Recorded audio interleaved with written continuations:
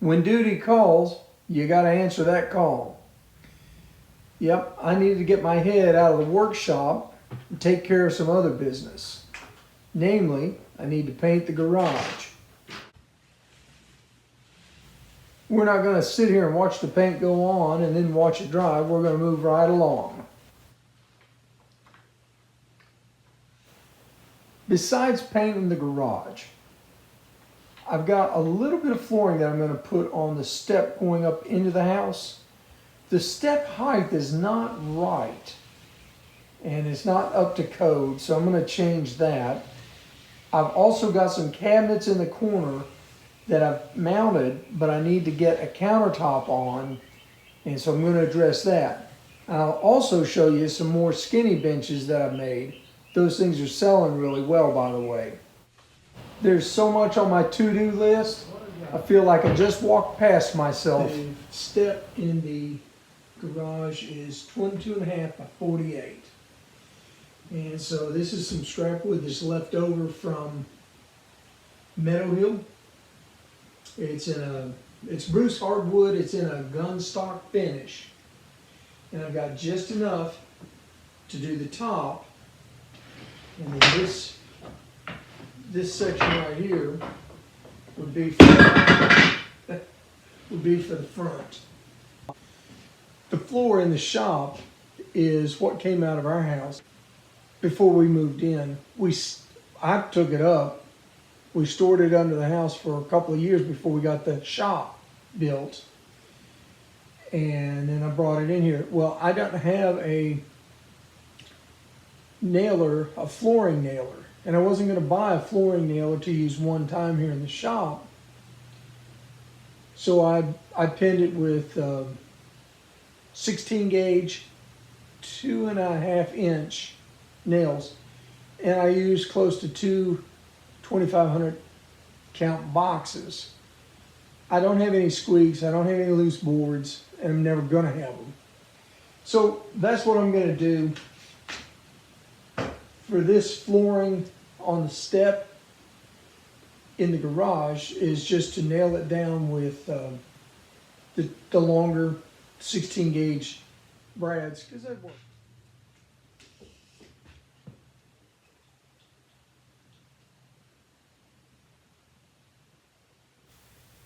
Can you spot the safety hazard? Wow, I feel like I'm back in shop class. My shop teacher would have put me in a chair for the week instead of letting me out with shop tools. After a quick correction, now I'm ready to saw.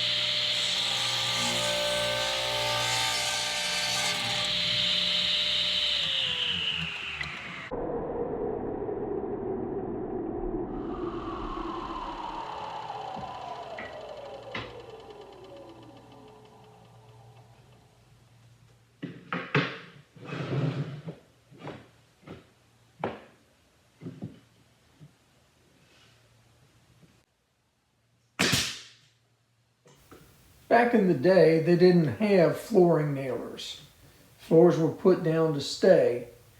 Now what I'm doing is using this 16 gauge brad, and I'm holding my nailer at a 45-degree angle, and I'm going right into the tongue, into the subfloor below it.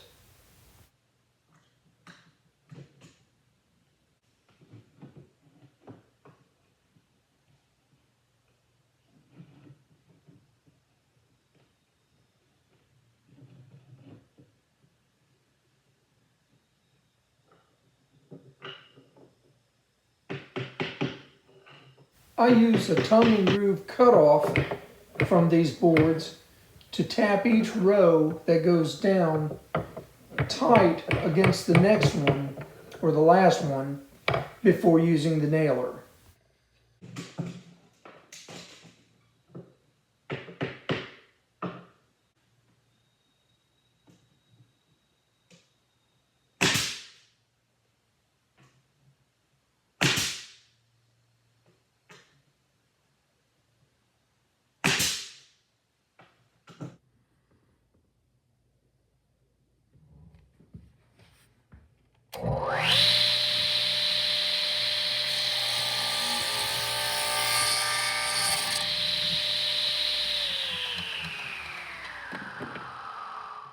My wife gasped in horror as she watched what's about to happen.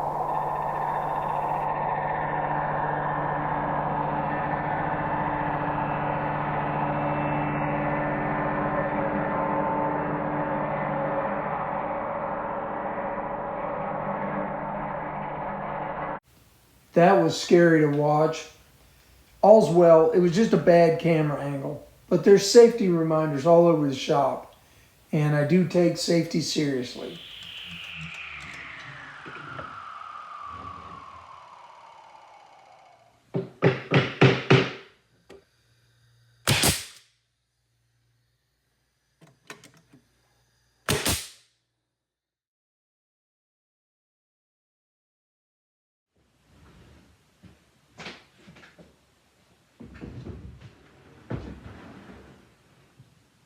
When this came out of the house, some of the Formica got chipped off just in removing it from the counter.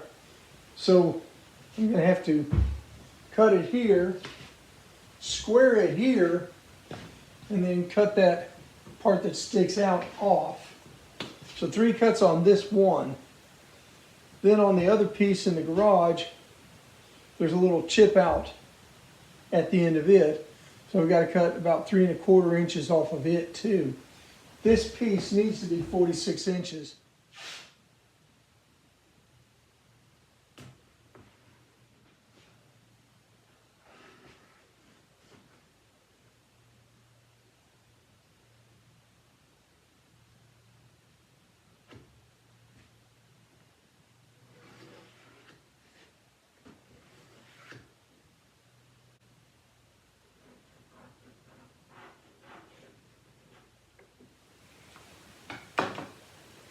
At first glance, both of them look like they've done a real good straight and smooth cut, which is what we're after.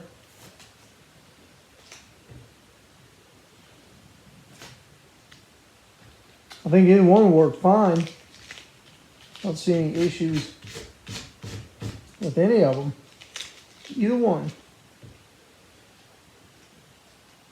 I did notice that the Diablo cuts faster, and it's probably only because it's brand new and not been used. This one's been used a fair amount, different projects. So, with that said and tested and done, we'll go ahead and cut the other end off.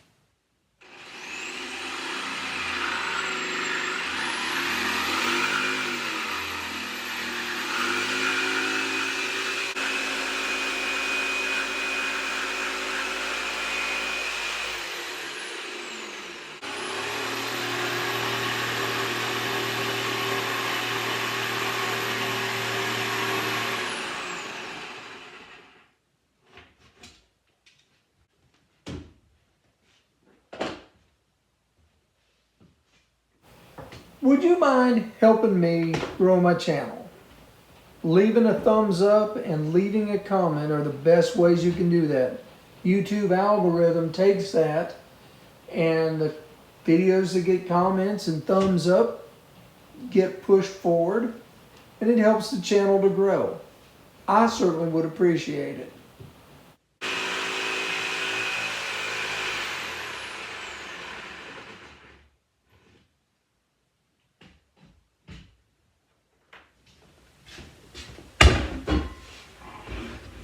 Wouldn't this cutoff make a heck of a drill press tabletop or something like that, a little bit larger one?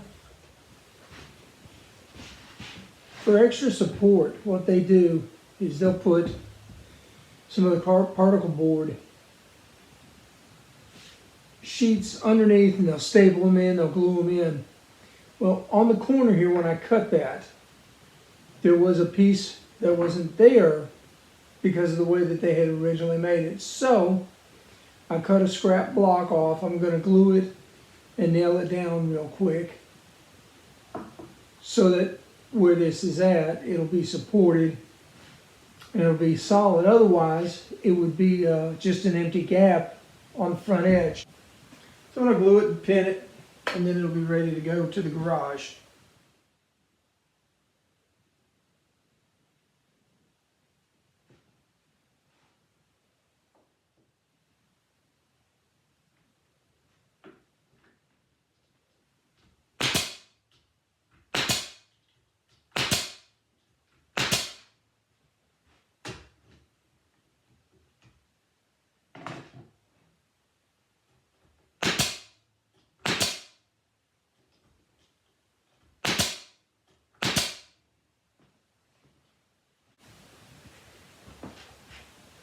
Got my line marked.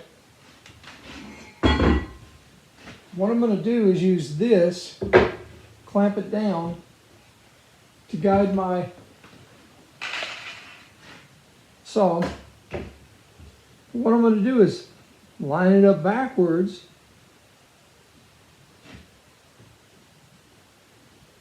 and clamp it down.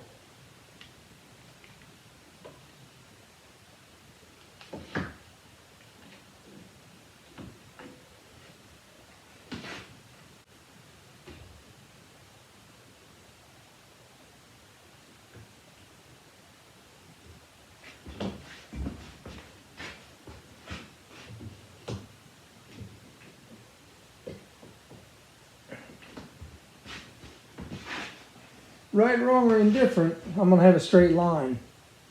As long as I follow the guide. Follow this piece of wood, and I got a straight line.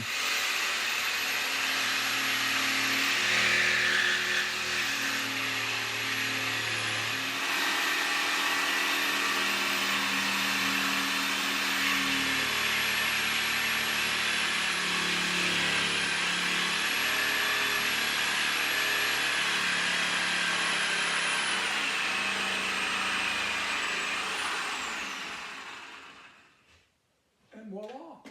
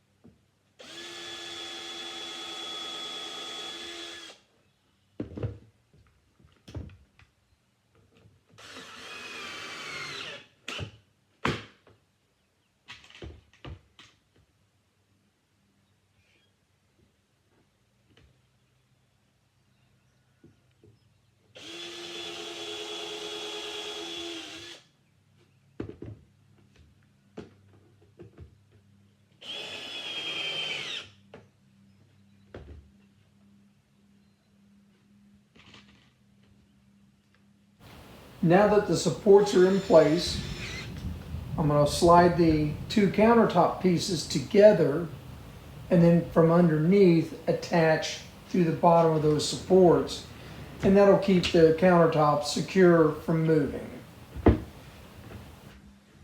Now it's on to something fun.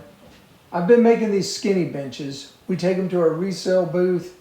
We sell them for around $170 a piece. You're probably wondering what on earth I'm doing with a tennis racket out on the back porch. We have bees, and my wife Rebecca is terribly afraid of wood bees and any other bee. I use that racket to swat them away.